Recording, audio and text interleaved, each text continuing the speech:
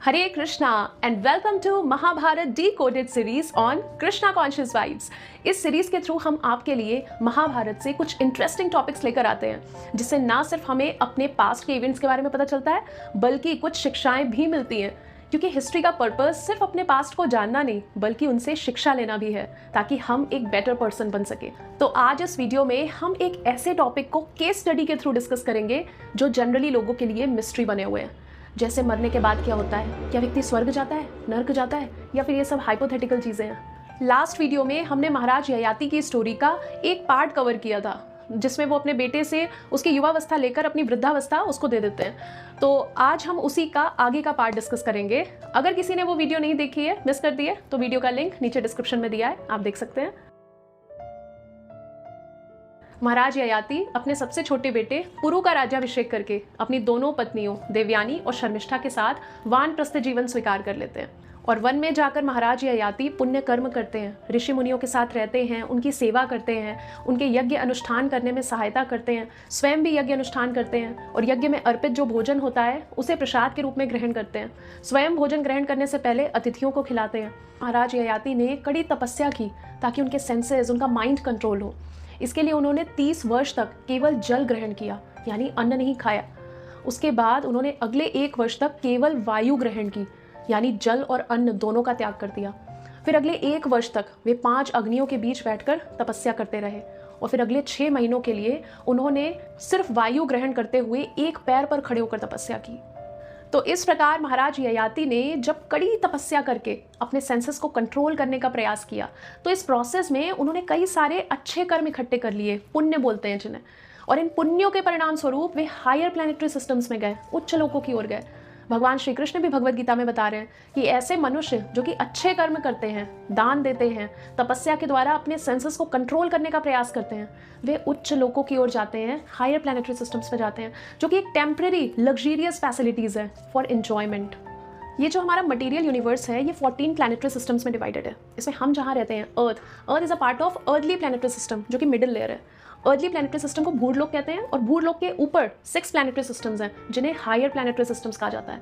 अब इन planetary systems में quality of life, duration of life earthly planetary system से better है। इनमें आते हैं भूवरलोक, स्वर्गलोक, महरलोक, ज्ञानलोक, तपलोक, सत्यलोक। अब इन प्लैनेटरी सिस्टम्स में हम जैसे जैसे ऊपर की ओर बढ़ते जाते हैं वैसे वैसे quality of life, duration of life increase होती जाती है। जैसे मटेरियल यूनिवर्स का टॉप मोस्ट प्लैनेटरी सिस्टम है सत्यलोक, जिसे ब्रह्मलोक भी कहते हैं। यहाँ ब्रह्मा जी निवास करते हैं। यहाँ के 12 आवर्स पृथ्वी लोक के 4.32 बिलियन ईयर्स के बराबर है। वैसे ही स्वर्गलोक, जहाँ पर देवी देवता निवास करते हैं, वहाँ का एक दिन, 1 डे इन स्वर्ग is equal to 1 year on earth, पृथ्वी के 1 वर्ष के बराबर होता है। अब इसी तरह जो लोअर प्लैनेटरी सिस्टम्स हैं, अतल, वितल, सुतल, तलातल, महातल, रसातल और पाताल, 7 प्लैनेटरी सिस्टम्स हैं, they are more grosser by nature. तो अब यहाँ पर सोचने वाली बात यह है कि कोई मनुष्य अगर पुण्य अर्जित करके, अच्छे कर्म करके हायर प्लैनेटरी सिस्टम्स में चला जाता है, जैसे स्वर्गलोक चला गया, ब्रह्मलोक चला गया, तो क्या वापस वो पृथ्वी पर नहीं आएगा? उसे मोक्ष मिल गया, जन्म मृत्यु के चक्र से मुक्ति मिल गई? नहीं, ऐसा बिल्कुल भी नहीं है। इवन ये जो मटेरियल यूनिवर्स है इसका पार्ट है ये हायर प्लैनेटरी सिस्टम। इवन स्वर्गलोक जो है वो मटेरियल यूनिवर्स के अंदर ही आता है, ब्रह्मलोक मटेरियल यूनिवर्स के अंदर ही आता है। Even Brahma ji is not immortal, उनकी भी मृत्यु होती है। हाँ, उनकी ड्यूरेशन ऑफ लाइफ थोड़ी ज़्यादा है, हमारे कंपैरिजन में बहुत ज़्यादा है, लेकिन मृत्यु ब्रह्मा जी की भी होती है। और यहाँ पर एक बात और है गौर करने वाली, कि व्यक्ति हायर प्लैनेटरी सिस्टम्स में जाता कब है? जब उसके पास होते हैं पुण्य, यानी उनके पुण्यों का कोटा बहुत ज़्यादा हो, और वहाँ जाकर करता क्या है?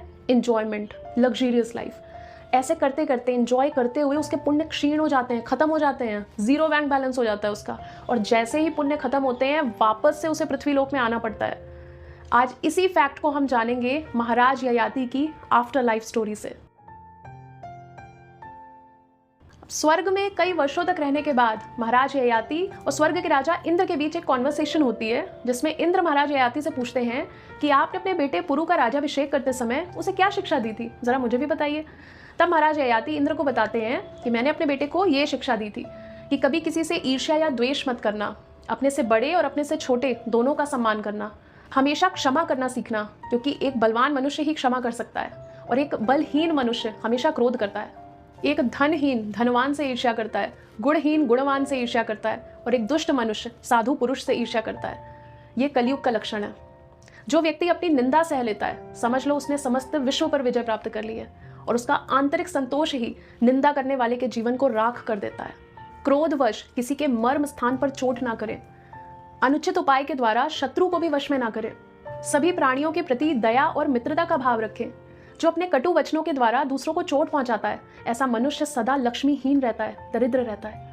अपना व्यवहार ऐसा रखें कि साधु पुरुष ना सिर्फ आपके सामने बल्कि आपके पीठ पीछे भी आपकी प्रशंसा करें। अब ये सुनने के बाद इंद्र महाराज ययाति से पूछते हैं कि मैंने सुना है कि आपने वानप्रस्थी जीवन भी जिया है, काफ़ी तपस्या वगैरह की है आपने, तो ज़रा ये बताइए कि तपस्या में आप अपने समान किसको मानते हैं।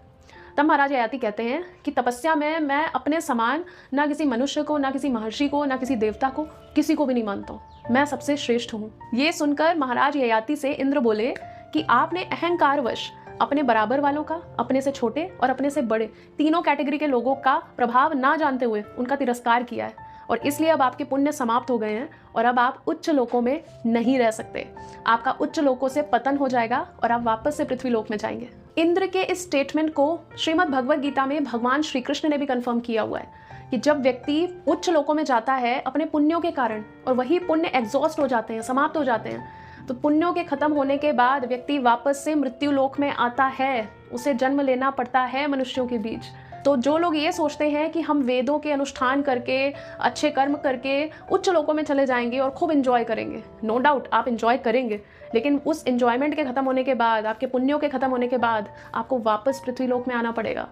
आपको जन्म मृत्यु के चक्र से मुक्ति नहीं मिलेगी। इससे जन्म मृत्यु के चक्र से मुक्ति मिलती है सिर्फ और सिर्फ हरि भक्ति से।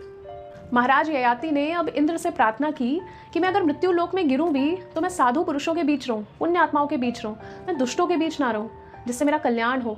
इंद्र ने उन्हें आशीर्वाद दिया कि आप पृथ्वी लोक में साधु पुरुषों के बीच ही रहेंगे। तो इस प्रकार महाराज ययाति का स्वर्ग लोक से पतन हो गया, और वे गिरते हुए पृथ्वी लोक की ओर जब आ रहे थे तब मार्ग में उन्हें अष्टक ऋषि मिले, जिन्होंने उन्हें गिरते हुए देखा और उनसे प्रश्न किया कि वे कौन हैं और इस प्रकार क्यों गिर रहे हैं। तब महाराज ययाति ने उन्हें बताया कि मैं पूर्व जन्म में पृथ्वी पर एक चक्रवर्ती सम्राट था। मैंने बहुत ऑस्टेरिटी की थी, तपस्याएं की थी, जिसके पुण्यों के कारण मुझे उच्च लोक मिले थे। 100 योजन में फैले हुए और 1000 दरवाजों से बने हुए इंद्रलोक में मैं 1000 वर्षों तक रहा। उसके बाद मैं और 1000 वर्षों के लिए उच्च लोकों में गया। फिर ऐसे करते करते धीरे धीरे मैं ब्रह्मलोक गया, सत्यलोक, जहाँ ब्रह्मा जी निवास करते हैं। वहाँ मैं कुछ वर्षों तक रहा और वहाँ से मैं किसी भी लोक में आ जा सकता था, और मुझे देवी देवताओं के बीच, स्वर्ग के लोगों के बीच बहुत ही सम्मान प्राप्त था। फिर 10 लाख वर्ष तक मैं नंदन वन में अप्सराओं के साथ विहार करता रहा।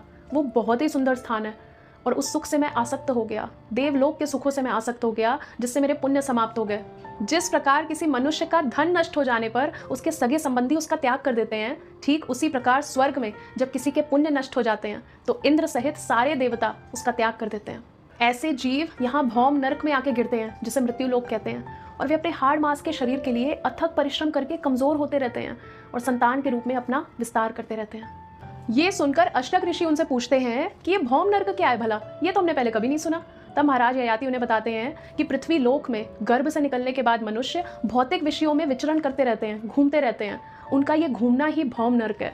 तो मटेरियल सेंस एंजॉयमेंट में पड़े हुए लोग लाइफ की रियल प्रॉब्लम्स को इग्नोर करते हैं, जो कि जन्म, मृत्यु, बुढ़ापा और बीमारियां हैं।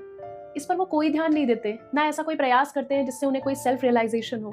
अपने समय को संसार में ऐसे ही गवाते रहते हैं, इंद्रिय तृप्ति में। इस प्रकार हमने जाना कि महाभारत में कुछ ऐसी केस स्टडीज भी हैं जो हमें वेदों के कर्म कांड के परे लेकर जा रही हैं, पाप पुण्य के परे लेकर जा रही हैं, और हमें सोचने पर मजबूर कर दे रही हैं कि इस जीवन का उद्देश्य क्या है, आत्म साक्षात्कार क्या है, और उसके लिए हमें क्यों प्रयास करना चाहिए। या स्वर्ग ही अल्टीमेट आपका गोल है लाइफ का, या फिर उससे परे भी कुछ है, ये भी हमें जानने पर मजबूर कर देती हैं, और जो कि अल्टीमेटली हमें श्रीमद् भगवद गीता और श्रीमद् भागवतम से पता चलता है। Thank you so much for watching. Hare Krishna.